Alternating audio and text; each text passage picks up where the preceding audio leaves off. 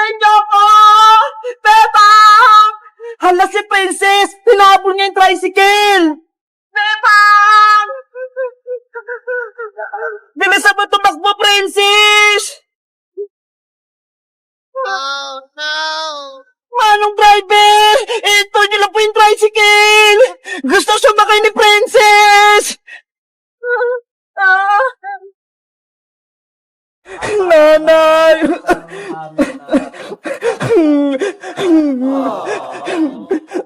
Tahan na, Bebang! Huwag ka nang umiyak! Hindi gagaling yung sakit mo! Saan ako titira, Iska? Pinalayas na naman ako ni Tita Margaret! Tinapon lahat ng gamit ko! Ang sama-sama talaga ni Aling Margaret! Kahit may sakit ka, hindi ka pinapapasok sa bahay nyo! Hindi ko na alam kung anong gagawin ko! Wala na akong malalapitan! Huwag kang mag-alala, Bebang! May naisip ako! Pupunta tayo ng probinsya para doon ka magpagaling!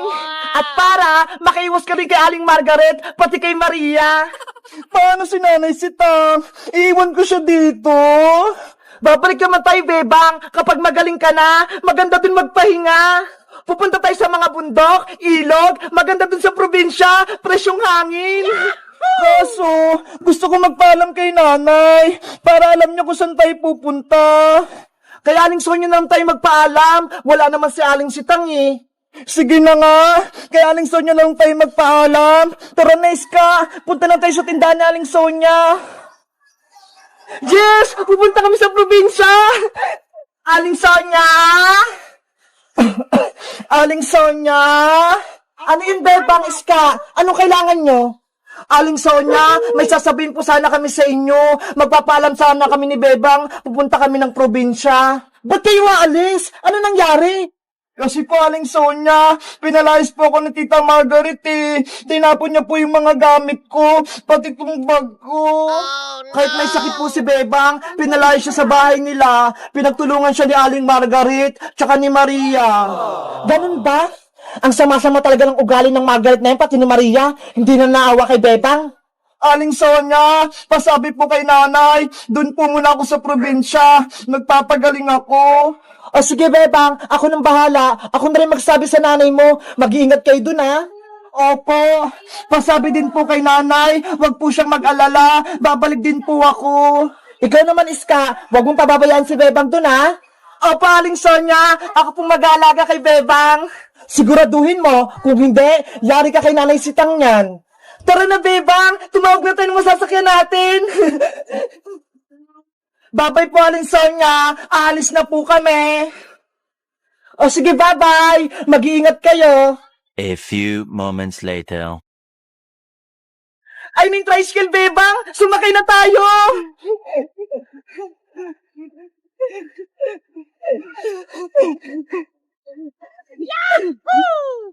Saan kayo pupunta, Iska? Pati niyo po kami sa Terminal Manong, sa sakayan ng bus na puntang probinsya. Sige, kumapit kayo. Mag-ingat po kayo sa pag-drive, Manong driver, ha?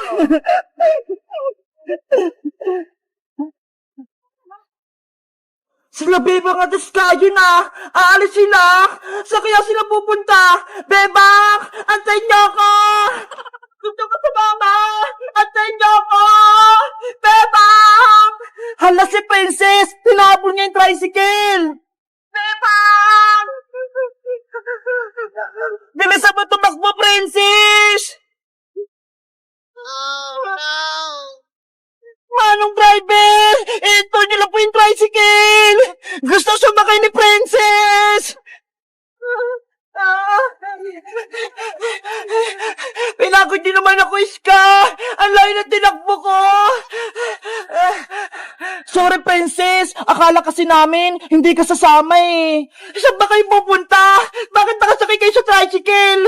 Pupunta kami sa probinsya, Princess! Sasama ka ba? Sige! Gusto ko din sumama, Beba! Tara na! Sumakay ka na rito sa tricycle! Yay! Alis kami! Let's go!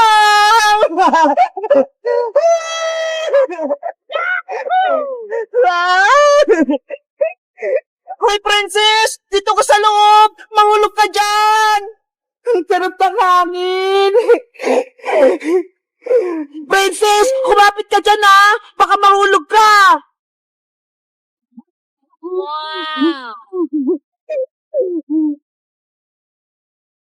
Hello guys! Magandang araw! Ako si Princess! Pupunta kami ni Bebang patinis ka sa probinsya kasi si Bebang may sakit siya doon siya magpapagaling! Sabi ni Ska, maganda raw doon, may mga bundok, pati ilog, masay doon maglaro! Kayo guys, sa probinsya ba kayo nakatira? May ilog din ba sa inyo? Mag-comment lang kayo para sa part 7! Bye-bye! Sana gumaling na si Bebang!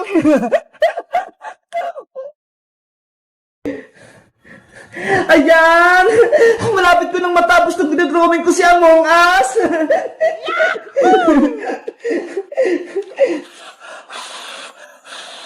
Bebang, gutom na ako! Gusto ko nang kumain! Huy, Princess! Hindi mo pa nga natatapos ang assignment mo Tapos pagkain agad yung iniisip mo! Pero Bebang, gusto ko na magmerienda. Nanghina na yung katawan ko. Tignan mo nga hindi ko na madrawing si Among Us. Bahala ka. Basta ako, tatapusin ko muna itong pinagagawa ni Teacher Magda. Kumain na kasi muna tayo, Bebang. Mamaya na yung assignment na yan. Paano? Wala namang pagkain dito sa bahay Anong kakainin natin? Ano ba yan? Gutom na gutom pa naman ako. Tahong! Bumili na kayo ng tahong! Wow! Oy, Bebang! Naririnig mo ba yun? May nagtitinda ng tahong sa kalsada! Tahong kayo dyan! Masarap to! Tahong! Ayaw nga Tara! Bumili mo na tayo ng tahong, Princess! Gusto ko rin yun! Kukunin natin itong mga baso, lalagarin ng tahong! Eto sa'yo sa Bebang Mamaya ka na assignment Bibili muna kami ng tahong ni Princess!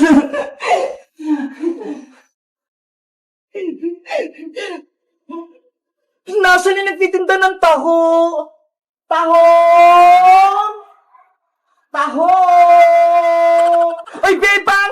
Ayun si Boyong Siya pala nagtitinda ng taho! Bayang! Pabili kami ni Princess ng taho mo! Ay! Si Bebang pati si Princess! Bibili ng parinda ko! Sa wakas! Magkakabenta na ako! Magkano bibili niyo, Bebang? Isang baso sa akin, Boyong! Punuin mo to, Ako rin, Boyong! Isang baso! Para mabusog ako! 20 pesos ang isang baso! Akin ang mga bayad nyo! Sigurista ka naman, Boyong! Magbabayad naman kami, Akin na, Princess! Baka sabihin mo utang tapos hindi ka magbayad! Eto na yung bayad ko! Eto naman yung bayad ko! Yahoo! May 40 pesos na ako! Siguraduhin mong masarap yan taho mo, Boyong, Dapat mainit-init pa yan! Oo naman!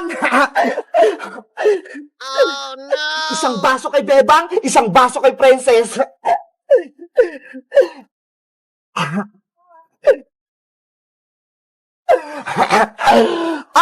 Bebang, Princess, eto na yung taho nyo.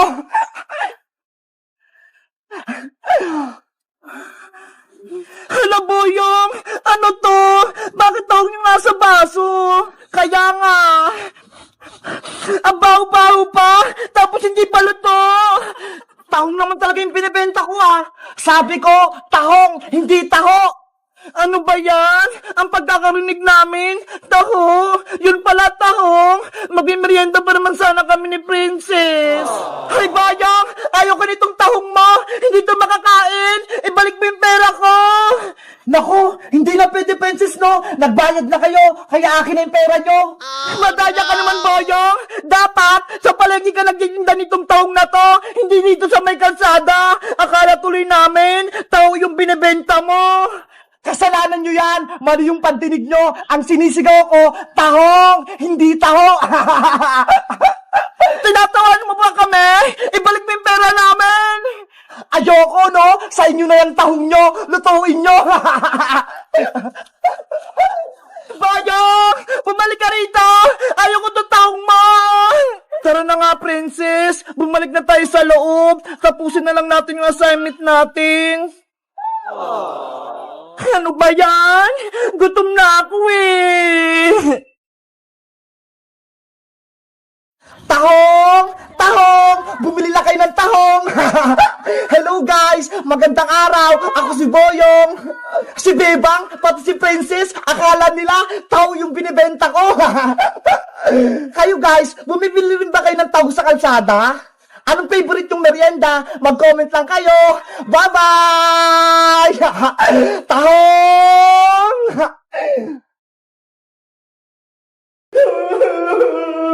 Yung bagong marshmallow! Kinain ni Princess! Bebang, tama na! Huwag ka na umiyak! Nandito na tayo sa school! Baka marinig ka pa! Eh kasi, wala akong pagkain mamayang recess Iska eh! Naubos na! Ikaw kasi Princess, no? Ang sabi kasi ni Bebang, hati kayo sa marshmallow, pero kinain mo lahat. Bebang, sorry na, huwag ka nang umiyak. Ito ho, bigyan kita ng piso. Palitan mo yung kinain kong marshmallow. Ano? Piso lang yung ibibigay mo, Princess? Ang haba kaya nung marshmallow kinain mo. Kaya dapat 10 pesos yung ibibigay mo.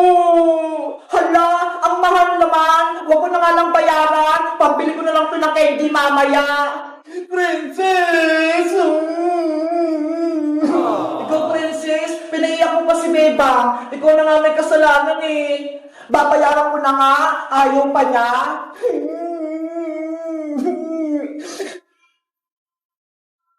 Beba, huwag ka nang umiyak. Andiyan yung parang nating teacher. Good morning, class. Good morning, teacher. Good morning, teacher. Good morning, teacher. Bakit may umiyak sa class ko? Ano nangyari sa'yo? Lagay na si Bebang, teacher, kasi wala po siyang baon. Nako. Bawal ang iyakin dito sa may classroom ko. Kaya, sige lang nang iyak mo. Opo. Napagalitan. Ikaw talaga, Princess. Tinawanan mo po si Bebang. Class, kilala niyo ba ako? Hindi po, teacher. Okay, magpapakilala ko. Ako si Teacher Maribel Santos, ang class advisor nyo. Kaya dapat, mabait kayo, huwag pasaway, at huwag iyakin sa klase ko. Naiintindihan nyo ba? Opo, Teacher Santos. Ngayon, kayo naman yung magpakilala sa akin. Mauna ka na din na buhok. Ang pangalan ko po, teacher, ako po si Iska. Ako naman po si Bebang. At ako naman po si Princess, ang pinakamaganda sa lahat. Parang kulang kayo. Sino yung absent? Naku, late na ako. Nagsimula na yung klase. Good morning, teacher. Stop! Diyan ka lang. Bakit late ka, Ino? Sorry po, kasi hindi ako nagising ng maaga eh. Dahil late ka, may parusa ka. Tatayo ka dyan sa tabi ng pinto. 1 oras. Ngayon na. Oh, no! Si Bayang, tinataya! Diyan ka sa akin, Princess, mamaya kapag uwian. Teacher Santos, si Bayang pa nagbabanta sa akin. Bayang, tumayo ka dyan na maghapon. Naintindihan mo ba? Opo. Ano ba yan? Yari, Bebang, yung bago nating teacher, sobrang tapang, pinatayo niya si Boyong. Oo nga, Iska eh. Sana hindi tayo pagalitan ni Teacher Santos. At sino naman yung maingay dyan? May narinig ako nagbubulong-bulong Si Bebang po, teacher, nakikipagkismisan. Bebang, tumayo ka rin. Samahan ko si Barb sa may pintuan. Opo, teacher. Oh, no! Buti nga sa'yo, Bebang. Guys, may bago kaming teacher. Ang pangalan niya, si Teacher Santos. Kaso, sobrang tapang niya. Kayo guys, mabait ba o matapang yung bago ng teacher? Anong pangalan niya? Mag-comment lang kayo. Bye-bye!